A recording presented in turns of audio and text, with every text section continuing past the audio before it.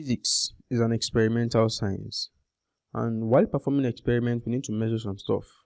And if you look at early scientists, the fact that they experiment and those things they measure are recorded have made the knowledge of physics easier for us today. You can just pick up a textbook and start reading because all those things have been recorded there. Had it been there is no measurement, or there is measurement and there is no record of those things that have been done in the past, you would have to practice physics from the scratch, and every scientist have to do that, and it's becoming more tiring. So before you understand physics, or before you start learning physics, it's always good to understand how to measure things and some common error and some practice about measurement, so that when you also become a physicist, you can experiment things and record them in the normal ways, so that people who are coming in next generation can benefit from what you did, from your work. So while measuring, there are two things that are very important, which is unit and magnitude.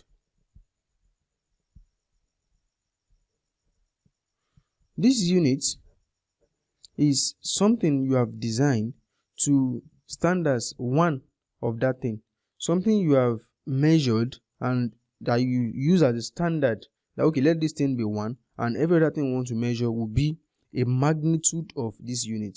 Maybe magnitude, let's say 2 times of, let's say, unit of seconds. That's the unit of time. So 2 seconds, 3 meters. This is the magnitude and this is the unit. It means we have a particular measured distance that we call meter. Let's say from here to here, for example, we call it meters, and this thing is 3 times of meters, 3 meters. So just imagine that after picking up a physics textbook and reading, you need to understand what each country use for their measurement. For example, let's say the length of a tile in a room in China is,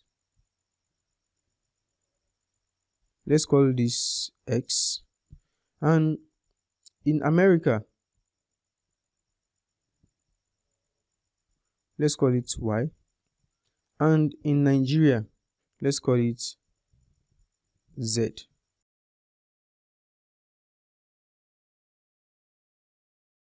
So if in any text it is written that the length of a room, it would not make any sense if someone in China wrote the book and someone in America is the one reading the book, because the person who is writing have in mind this length, but the person who is reading is having another perspective of that thing. And if someone in Nigeria is reading, the person will also have something different in mind. So we need something that everyone will make the measurement based on that thing, and that is what we call the SI unit. That is why today, if you go to China, America, or Nigeria, meters is meters everywhere. Time in seconds. So a second in Nigeria is also a second in America, and many other things like that. It's called SI unit. The full meaning of SI unit is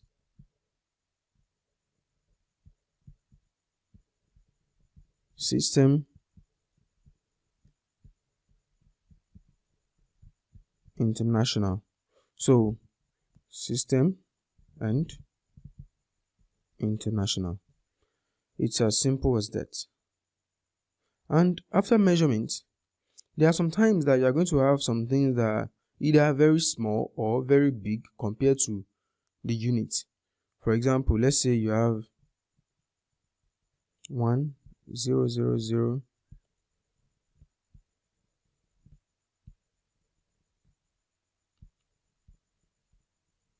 meters or seconds or anything. So all these things would make your work on smart to have to write all these every time. So there are some prefixes that are used that makes all these things very easy. For example, when you have 10 raised to power minus 12, it's called pico. When you have 10 raised to power minus 9, it's called nano. When you have 10 raised to power minus 6, it's called micro. When you have 10 raised to power minus 3, it's called milli.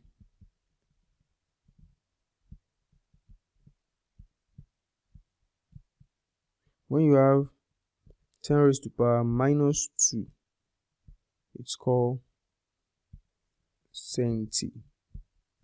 When you have 10 raised to power minus 1, it's called deci.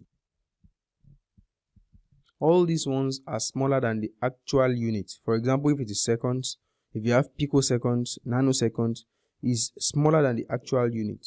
But we have the giant ones like kilo. That's when it is 1000 times greater. That's 10 raised to power 3. You have mega. That's 1,000,000 times greater. You have 10 raised to power 6. You have giga.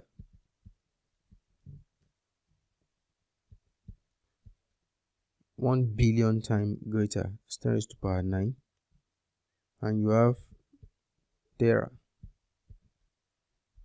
That's 1,000,000,000 times greater. You have 10 raised to power 12. So practice these questions. They will help you a lot. Thanks for watching.